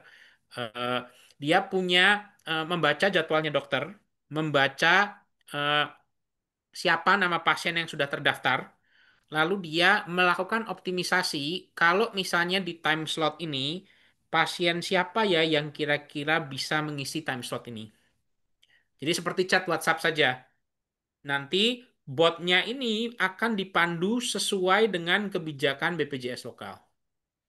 Jadi kalau misalnya di daerah ini, oh ya untuk kunjungan kembalinya itu baru bisa setelah nggak boleh setelah 1 minggu, harus setelah 2 minggu, ya nggak apa-apa. Nanti bot AI-nya akan menghubungi pasiennya lagi setelah 2 minggu.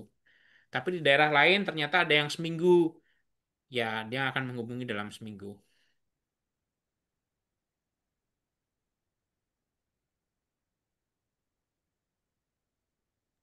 kalau terkait klaimnya Pak, itu apakah bisa tersaring misalnya dari apa namanya dari jadwal temu itu, misalnya BPJS membuat aturan kontrol lebih dari 7 hari kerja.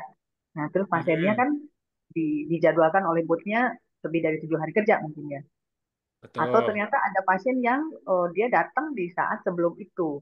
Itu apa apa nantinya di saat kita mau tarik data untuk klaim, apakah itu ada notifikasi nggak Pak? Ini bukan, ini jangan gitu loh Pak.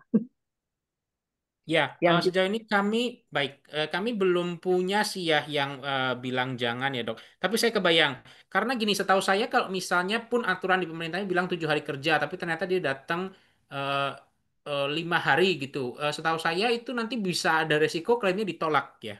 Klaim itu tidak berhubungan dengan appointment, tapi biasanya lebih dengan ke arah SEP-nya ya dok ya. Jadi ada nggak kode rujukan diagnosisnya? Dan biasanya untuk sampai ke rumah sakit itu mesti melalui vaskes primer. Benar tidak ya? Halo, dokter. iya iya, iya, Pak. Kalau Mm-mm. Jadi rujukan, iya kalau yang rujukan menolak, dari ya kalau rujukan dokter. kalau rujukan memang dari fase 1 dulu Pak. Mm-mm. Nanti, nah kalau untuk maksud saya untuk pada saat dia apa namanya pada saat dia datang sebelum jadwal misalnya. Nah kemudian itu kan pencetakan SEP-nya kan. Nah Dreambot ini dia Mm-mm. apakah bisa memilah? Oh ini berarti bukan yang harus diklaimkan atau misalnya ini tanda kutip tidak sesuai regulasi, kayak gitu Pak. Ya, itu bisa. Tapi biasanya itu juga kebijakan setiap vaskes ya. Jadi mau dilayani atau pasiennya disuruh menjadwalkan ulang dengan botnya. Karena biasanya kadang-kadang setahu saya ya, dokter, kalau rumah sakitnya menerima BPJS dan memang pasien BPJS, rumah sakit tidak boleh mengambil uang. Jadi tidak, ya memang tidak boleh. Kalau enggak nanti kalau pasiennya melaporkan bisa di-flag, bukan klaimnya ditolak, tapi kerjasama dengan BPJS-nya diberhentikan. Jadi itu lebih beresiko. Setahu saya biasanya ya eh, kearifan lokal juga, setiap daerah punya dan setiap vaskes punya kebijakan yang berbeda-beda. Eh, Sekali lagi, AI-nya nggak bisa menolak, tapi AI-nya yang bisa AI-nya bantu adalah dia mengecekkan ke SEP sebelumnya atau ke kunjungan sebelumnya dan memberitahu ke bagian pendaftaran bahwa well kalau ini dilayani dan bikin klaim ke SEP BPJS, BPJS punya resiko untuk menolak klaim kunjungan kedua orang ini karena tidak sesuai aturannya BPJS.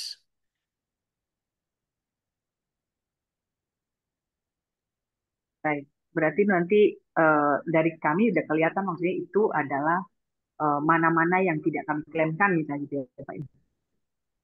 Mm-mm. Jadi itu kebijakannya rumah sakit, entah nggak diklaimkan atau tetap coba diklaimkan dan nanti ditolak oleh BPJS, atau pasiennya diminta untuk penjadwalan sesuai aturannya BPJS. Kalau memang di daerah ini 7 hari atau di tempat lain, saya juga ngerti sih. Setahu saya kadang-kadang ada kearifan lokal itu karena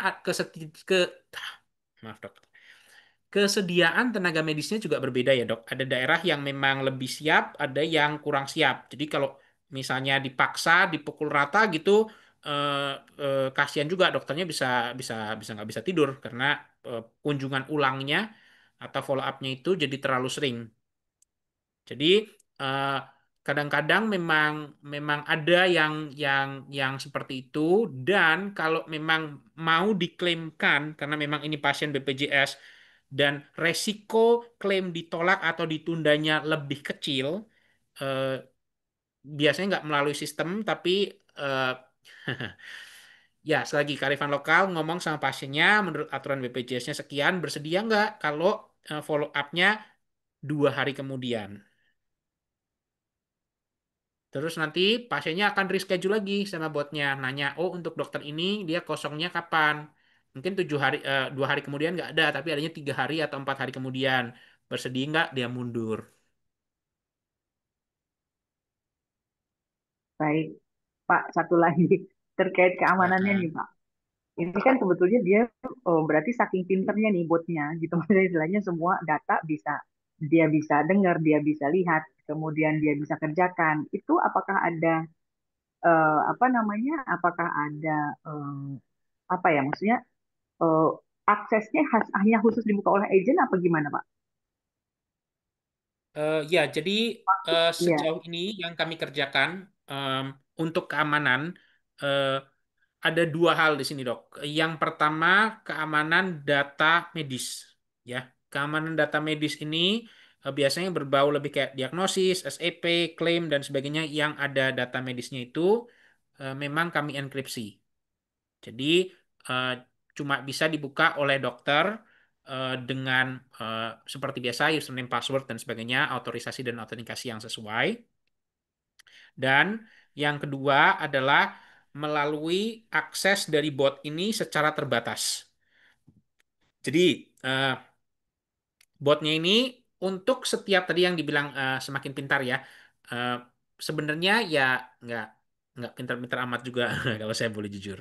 Dia nanti dikasih input untuk pasien ini dengan kode diagnosis rujukan ini, dengan kode kunjungan terakhir ini, silahkan kamu bantu untuk buat rekam medisnya atau kamu beritahu kami apakah ini merupakan penjadwalan yang oke atau nggak oke. Terus nanti botnya akan memberikan chat hasil balasan dari chatbotnya. Oh ya, ini oke. Oh ini nggak oke. Berapa persen resiko penolakannya kalau saya terima? Ya bisa memberikan angka itu. Per transaksi, hal ini dilakukan secara berbeda. Jadi agen satu sama agen lain itu seperti tidak berbicara. Oke? Bukan cuma itu, biasanya yang paling sulit untuk keamanan itu di mana ya model AI ini dijalankan. Saat ini dari pengalaman kami untuk menjalankan model AI yang bagus, yang perlu eh, GPU, GPU itu Graphic Processing Unit, jadi seperti kayak Nvidia dan sebagainya, bukan komputer biasa. eh, Komputernya ini sangat mahal. Jadi, yang dilakukan adalah biasanya menyewa server. Nah, dari hasil sewaan server ini, biasanya servernya akan mengatakan bahwa hasil inference atau hasil prediksi datanya ini tidak disimpan oleh servernya. Mungkin kalau saya boleh ulangi percakapannya, saya perjelas. Satu, untuk data rekam medisnya yang disimpan dalam bentuk storage. Jadi ini bukan agen AI, hanya sistem biasa memang terenkripsi dan mengikuti standar keamanan yang ada. Menggunakan username dan password untuk dokternya dan kredensial yang sesuai untuk agen AI-nya. Dua, untuk setiap transaksi informasi agen AI-nya tidak dilakukan proses pembagian informasi. Oh ya, pasien ini informasinya digunakan untuk pasien pasien A digunakan untuk pasien B. Itu tidak dilakukan. Yang ketiga, penyedia hardware-nya sendiri atau penyedia layanannya, karena kami juga tidak punya GPU kami sendiri, kami punya server biasa, itu menjamin bahwa datanya itu tidak mereka simpan. Jadi datanya seperti lewat, hasil inference-nya keluar, habis itu dilupakan.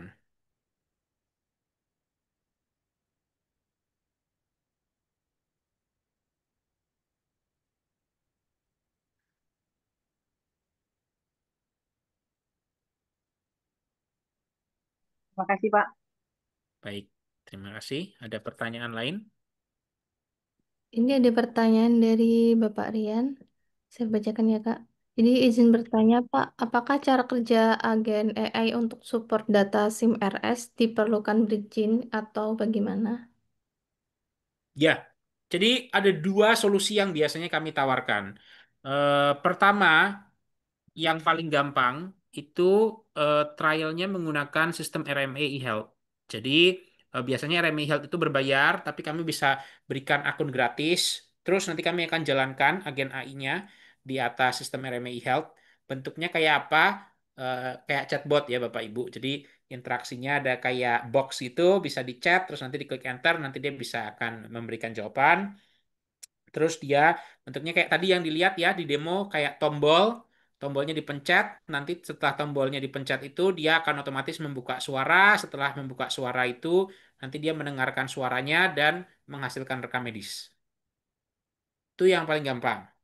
Cuma biasanya yang kami alami, terutama biasanya dengan rumah sakit yang swasta, itu mereka bilang kami nggak mau. Kami punya sistem RME kami sendiri.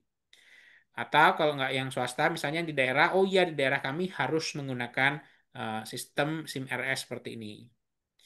Kami juga menjual dalam bentuk bridging. Bridging yang kami lakukan itu biasanya melalui API.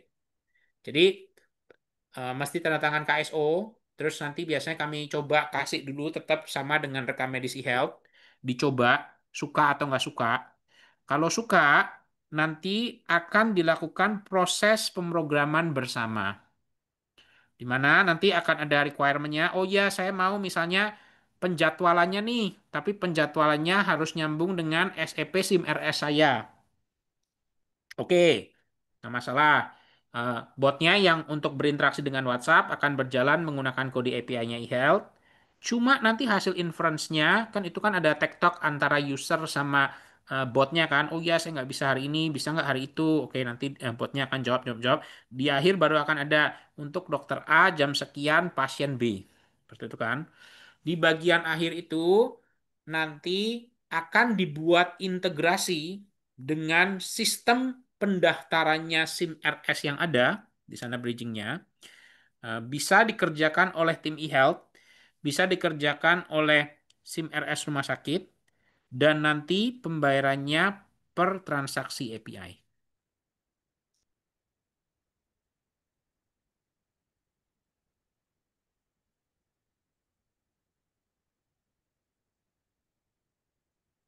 Apakah cukup jelas?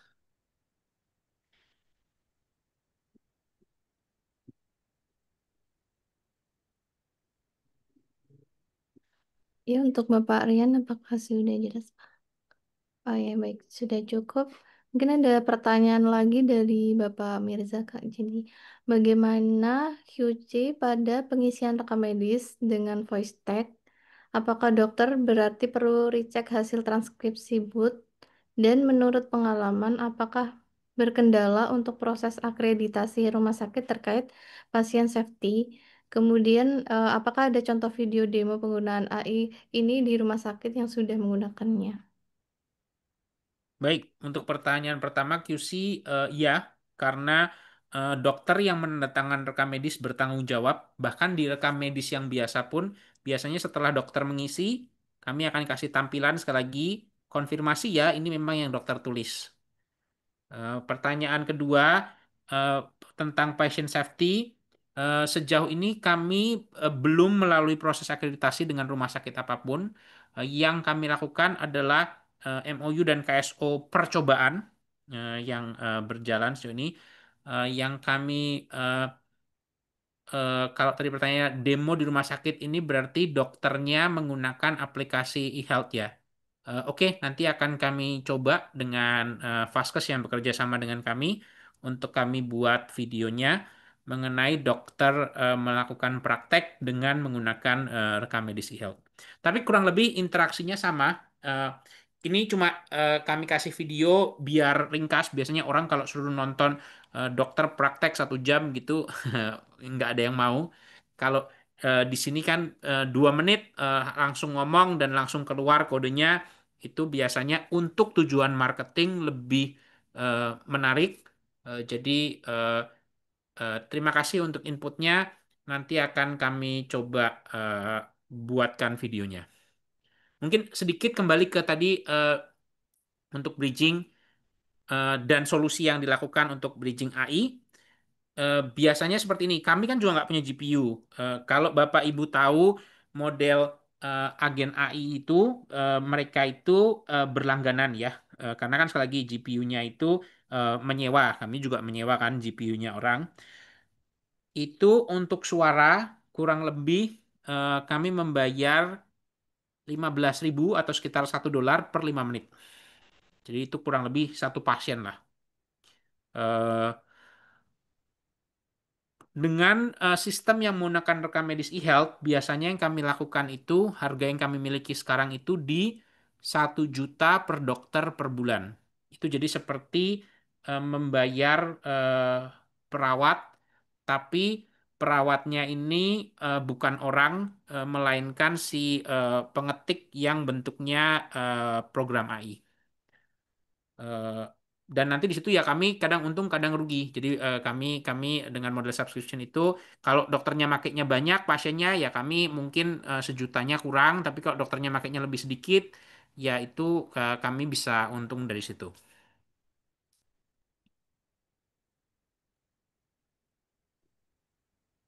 Baik, mungkin sudah cukup jelas Bapak Mirza. Tadi yang ingin ditanyakan. Oke, sambil... Sudah cukup. Oh ya, baik. Terima kasih Pak Mirza. Selanjutnya ada pertanyaan lagi dari Pak Agam. Izin bertanya mungkin lebih ke keamanan. Jika dijalankan di server lokal rumah sakit, apa bisa dan ada spesifikasi minimum yang dibutuhkan untuk memaksimalkan kinerja AI tersebut? Bisa. Jadi untuk dijalankan di model rumah sakit, eh, seperti ini. Spek minimumnya ada spek minimum GPU-nya, jadi VRAM-nya mesti berapa dan mesti punya beberapa graphic card karena kan transaksinya bisa cukup banyak. Em, dan nanti modelnya sendiri eh, akan menggunakan model open source. Jadi eh, keuntungannya adalah eh, tidak perlu tadi kan saya membayar ada dua biaya ya, yang satu berlangganan yang 1 juta per dokter per bulan, yang kedua per 5 menit itu membayar kurang lebih $1 atau 15.000 seperti itu kan. Kalau dia di deploy di rumah sakit lokal itu modelnya akan open source, jadi tidak perlu berbayar.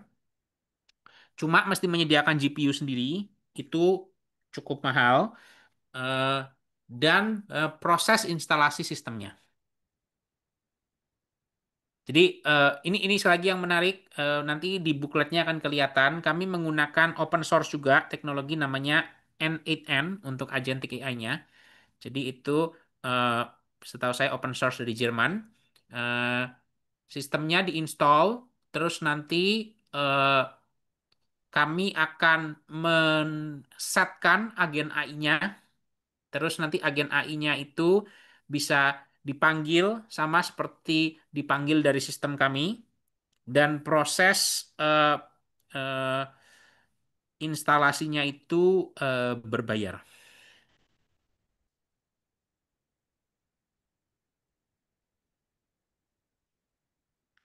Apakah cukup jelas untuk keamanan datanya?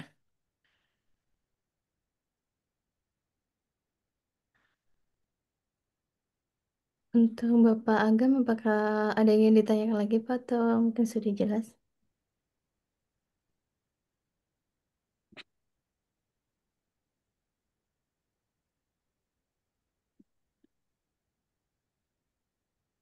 Untuk estimasi harganya berapa ya Pak kira-kira? Estimasi harga apa ini?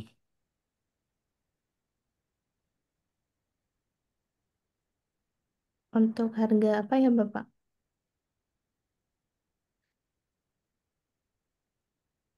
Pemasangan sistemnya di server lokal. Oh, kurang lebih untuk pembelian putus harga sistem e-health di 500 juta. Dan itu biasanya kami jual dengan eh, maintenance minimal 1 tahun. Jadi kami mesti punya kayak akses untuk memastikan bahwa si agen AI-nya ini bisa dipanggil. Itu kalau saya tidak salah harganya di 5 juta per bulan. Jadi kurang lebih maintenance-nya di 60 juta. Eh, dan nanti biasanya ada eh, proses requirement gathering. Jadi kalau ingin beli putus, biasanya di e-health itu eh, kami tidak menjual proyek karena biasanya proyek itu gagal. Kegagalan terbesarnya adalah tidak dipakai. Jadi banyak rumah sakit yang bilang ya sudah saya beli program yang paling murah aja deh atau yang paling gratis.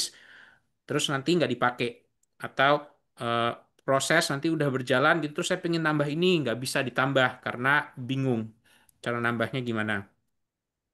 Paling gampang biasanya makanya kami berlangganan, kami nggak pusing, vaskesnya juga nggak pusing. Eh, Nah, tapi tentu saja untuk keamanan data, kalau tadi misalnya, oh iya saya nggak percaya nih di GPU orang. Kalau di GPU server saya sendiri, paling nggak kan saya tahu tuh bahwa dia memang benar-benar habis di inference, habis datanya dimasukin dalam bentuk tensor, hasil keluar, tensornya keluar, nggak disimpan. Ini nggak menyebut nama brand apapun, tapi yang terkenal suka mencuri data kan banyak ya Bapak Ibu, kayak Facebook, kayak Google, itu kan dia bilang, oh iya datanya nggak kami simpan, ternyata disimpan. Ya, eh, itu memang lebih aman. Karena kan sekarang nanti servernya punya sendiri, modelnya punya sendiri, well, tapi modelnya juga biasanya yang mengembangkan Facebook dan Google ya, Bapak Ibu. Karena kami juga kalau boleh jujur tidak mengembangkan model AI kami sendiri. Kami menggunakan model AI open source. Di dunia sekarang model AI open source yang banyak itu dari Amerika sama dari Cina. Terus yang ada banyak lagi itu surprisingly dari Prancis. Itu mereka punya model-model AI yang bisa dideploy sendiri ke dalam GPU sendiri, dan nanti biasanya eh, lisensinya kurang lebih 500 juta, maintenance-nya kurang lebih minimal setahun di 60 juta. Eh, dari requirement gathering-nya nanti dia bisa bertambah. Kurang lebih biasanya kami kalau deal di kisaran M ya. Jadi yang kecil kalau misalnya nggak banyak customisasi, cuma pengen pakai agen AI AI yang kami udah punya, itu mungkin di eh, M rendah. Jadi mungkin satu, dua, tiga seperti itu. Kalau customisasinya banyak, lalu kayak misalnya permintaan untuk eh, bisa paralel dokternya jumlahnya kayak 100 gitu, itu eh, umumnya nanti buat hardware-nya sendiri kayak biasanya kalau beli Nvidia eh, eh, Tesla biasanya yang dipakai kan kayak V100, V100 gitu, itu servernya sendiri mungkin udah bisa puluhan ribu dolar. Jadi di harga servernya sendiri aja udah M. Jadi biasanya kami juga akan eh, punya harga yang lebih mahal.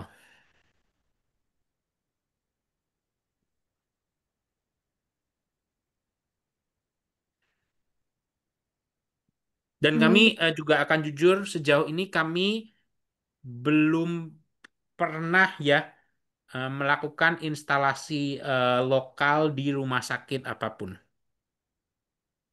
Yang kami tadi bilang kami melakukan percobaan dan sebagainya, berusaha berbicara dengan direktur rumah sakit dan sebagainya itu eh, tetap software as a service. Karena kami sendiri eh, ya ya menggunakan provider AI.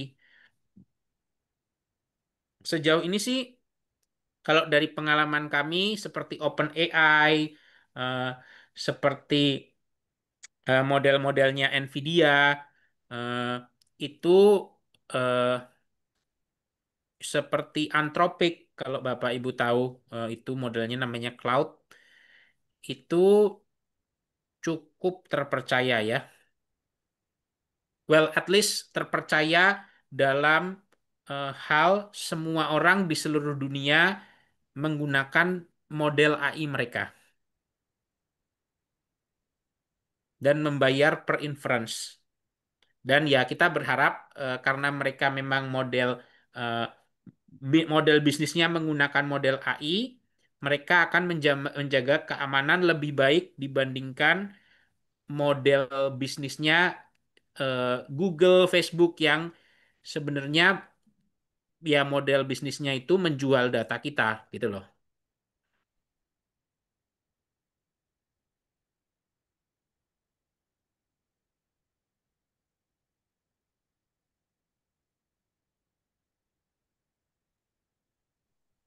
Baik, mungkin sudah jelas ya Bapak Agam. Selanjutnya ada pertanyaan lagi dari Bapak Imam. Apakah ada biaya lagi untuk model AI-nya seperti OpenAI? Karena biasanya model AI charge berdasarkan token. Betul, ya itu. Makanya tadi saya bilang kurang lebih dari pengalaman kami per 5 menit itu sekitar 15.000 kalau di OpenAI buat pengenalan suaranya. Tapi di tempat kami eh, ini bet kami, ini pertaruhannya eHealth. Eh, Kalau model yang per dokter per bulan, yang kami lihat nih ya, at least selama 2 tahun atau 3 tahun model AI ini, tiap tahun makin bagus. Bukan cuma makin bagus, makin murah. Terutama kalau kita lihat kurang lebih awal tahun ini di Januari atau Februari, semua orang kan selama ini di 2023, 2024, oh iya modelnya semua Amerika, Amerika, Amerika gitu kan. Sampai Cina tiba-tiba ngeluarin model namanya DeepSeek. Sepersepuluhnya, Bapak Ibu. Gila nggak? Sepersepuluhnya harganya. eh Ya, menurut kami sih luar biasa ya. In a sense gini, jadi bahkan sebelum model DeepSeek ini keluar, eh, biarpun kemampuan AI-nya ini sangat bagus, harganya sangat tidak terjangkau. Well, harganya terjangkau, tapi dolar yang lebih mahal. Sekarang, dampaknya apa sih dengan keluarnya model Cina yang murah ini? Semua penyedia model mau nggak mau menyediakan model yang murah. Kenapa? Karena, well, kalau nggak nanti semua market hilang dong dimakan sama modelnya Cina. Kan nggak mau kan? Akhirnya orang-orang yang jual token mahal itu juga mendiskon tokennya. Eh, Kami tidak memberikan harga tambahan untuk per token, kami aggregate tokennya. Jadi yang kami jual adalah eh, sebenarnya sistemnya bukan token AI-nya. Eh, dan itu nanti kami eh, subsidi silang. Jadi kalau memang ada rumah sakit yang pakai token banyak, ya kami akan rugi. Kalau ada rumah sakit yang pakai token lebih sedikit, kami akan untung. Plus, tebakan kami tahun depan, moga-moga harga tokennya 1/10 lagi. Jadi kalau harga tokennya makin murah, kami bisa cover cost tokennya melalui eh, implementasi sistem. Jadi tidak ada cost token tambahan ya.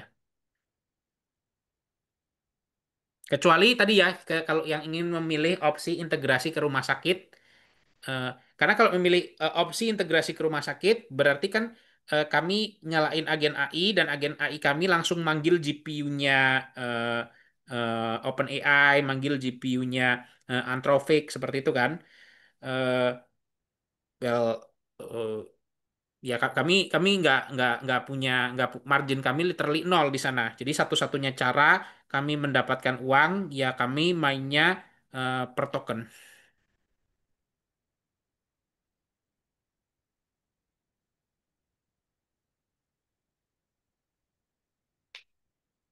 Tapi biasanya kalau rumah sakitnya sekali lagi lebih besar atau oh ya saya nggak mau nih pindah dari SIM RS kami, eh, it might still be a better option. Kenapa? Karena artinya dokternya nggak perlu belajar untuk pakai SIM RS baru, atau pendaftarannya nggak perlu orang non adminnya atau orang yang bekerja di rumah sakit nggak perlu belajar sistem baru. Sistem AI-nya langsung diintegrasikan ke RME-nya yang sudah ada, di sistem rumah sakit yang sudah ada. Di bagian implementasi awal nanti membayar sama requirement gathering. Terus setelah itu selesai, membayar per token.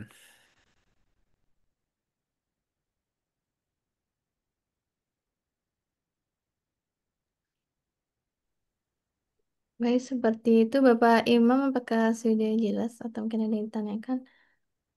Atau mungkin dari Bapak Ibu yang lain ada yang masih ingin bertanya? Bisa dipersilakan.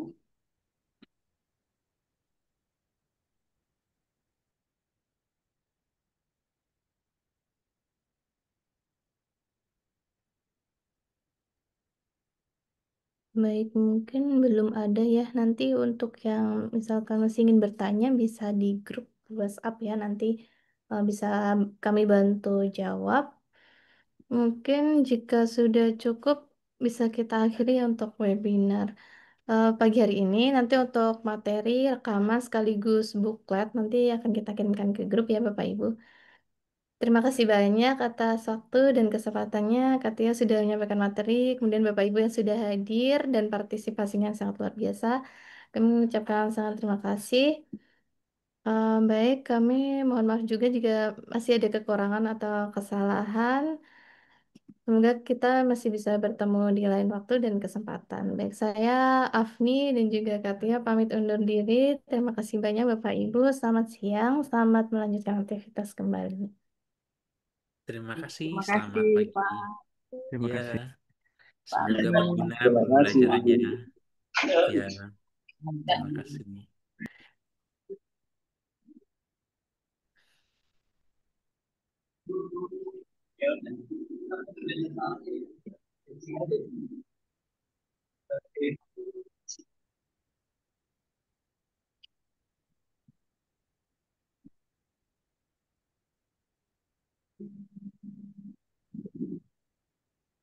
Terima kasih.